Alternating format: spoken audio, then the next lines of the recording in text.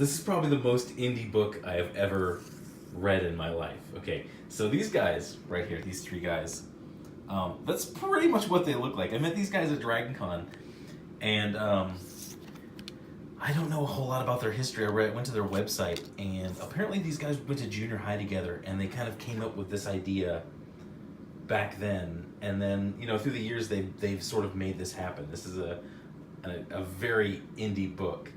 This is just like Teenage Mutant Ninja Turtles and Power Rangers, except for it's exactly like Teenage Mutant Ninja Turtles and Power Rangers. This is roastable, and I'm going to poke fun at this a little bit, but I'm not really going to trash it. You know why? Because I'm going to go buy the rest of these things, because these are three dudes. These three dudes living all of our comic book dreams. And I'm probably going to go buy the rest of this. This is a really old book. I didn't realize this came out like years ago. So I imagine, and I'm if you guys are listening, if you three guys are listening, fire up the burners. Get a new comic going. Come up with a new comic and get that out, because it's a really, if you guys are just doing this, fun action books with no heavy-handedness, no politics injected into it, nothing like that. If you guys are doing just fun stuff like this, it's a really great time to be in indie comics. There's a lot of books out there that are getting a lot of fan support through Indiegogo, through Kickstarter, because Marvel has become so polarized politically, and DC as well. And if you're just gonna make, you guys have already made comics. You guys have made quite a few comics from what I saw. Your skills have I imagine your skills have improved from this one. But man, fire up the burners. Get an idea together. You guys grab a case of beers, get together a weekend, think up an idea, and go with it. Yeah. But anyway, I'm going to get to the Samurnauts. So it starts out here with a very poorly drawn city, which probably should be knocked over, because look how badly this city is designed. It's just let them knock it over and try again. They're fighting this thing. It's like a zombie. The Red Power Ranger's got his red Power Ranger sword. I'm kidding. I'm not going to spoil this, because I want you guys to go out and support and buy this. I forgot how much I paid for this, but these dudes were great at Dragon Con, man. They did a sales job. They just called me over, and I was walking by, and they were just like, hey, this is a cool comic we made about some samurai astronauts and their monkey master. I don't know. Woo! I don't know if you trace this from an action figure, from like an 80s action figure, but that is not good. But I gotta tease you a little bit. I like the comic. I think it's a really cool concept. I think it could be really fun. Do more with it. Develop more. I went to your website. You guys haven't done a podcast, or you haven't done a whole lot with it since 2015. Get back in the indie scene, man. There is money to be made. There is fun to be had. That's a cool shot. This is their master. They've trained these Power Ranger knockoffs, and look at that.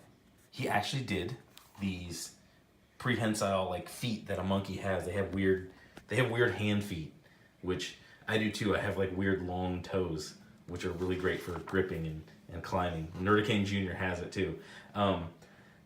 Here's the cool thing. This is a flashback in this story. I'm not going to spoil this. I want you guys to go out and buy this. I want you guys to go out and support, because it's actually, they're good guys. They're nice guys. They're fun guys.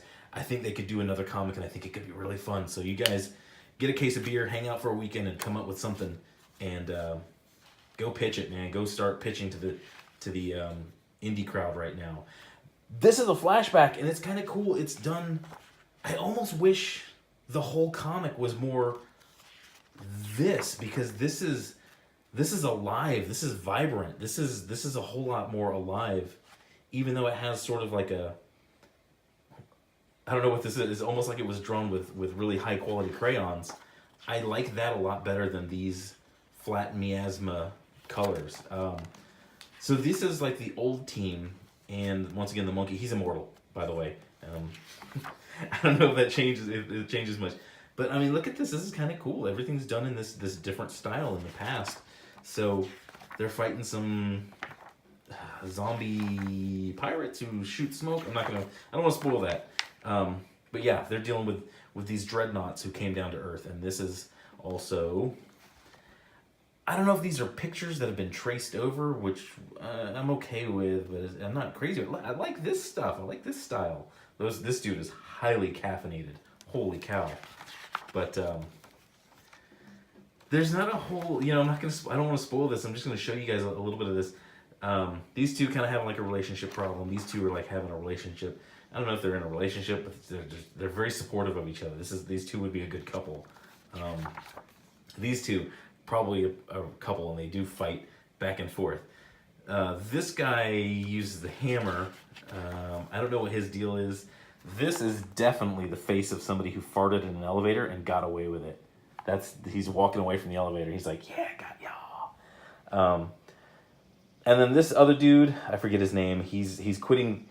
He's quitting the team, but they don't seem very shocked by it. So I imagine this dude quits the team like 2 or 3 times a week. And by the way, if you're quitting the job, you got to leave the bike. You got to leave the armor. You got to leave all your stuff because that belongs to the team. We're going to go through HR and we're going to go through Indeed.com and we're going to get a replacement for you. So you got to leave the bike. You don't get to take that. That's company property. That's team property, dude. Bring it back. And then it goes back, it's telling more of the story in the past. Not going to spoil it. Basically going to show you guys once again this. I had fun reading it. It's a very indie comic. It is an indie comic, but and it's an old indie comic. You can tell. I don't know if this was like their first comic or what, but it's got its warts. But you can tell that this is like a labor of love. These dudes got together back in junior high and they came up with this idea, and now adult them are putting it together and they're going to cons and they I talked to these guys before and they have the reason why I'm not roasting this and the reason why I think I'm like rooting for them, I want them to make a new comic, is because like as I told them, they have part of the recipe for comic books that is missing from Marvel Comics and DC Comics and a lot of major comics right now is they give a damn about their product, about what they're doing. Is they don't really have the skill set. They might nowadays. They don't really have the skill set in this book to be in the big time. But they got space at Dragon Con. They hauled all their stuff into the America's Mart. They set up. They were there all day pushing their comic. I'm sure I hope you guys enjoyed Dragon Con. I hope you guys went out, had a good time at night. But they put the footwork in. They did the sales job in the walkway. They were way back in Artist Alley. But they have the ingredient that a lot of comic books nowadays are missing, is that they love what they're doing. They love the product they're doing, and they give a damn. That's a missing thing. Like Gail Simone has been very vocal lately. The last, I'd say 3 books of Gail Simone that I've read, she just didn't give a damn. She just put it together, threw it out there. Where's my paycheck? And these dudes, I'm sure they're not pulling down huge paychecks for this. I'm sure they have lives and wives and kids and stuff like that.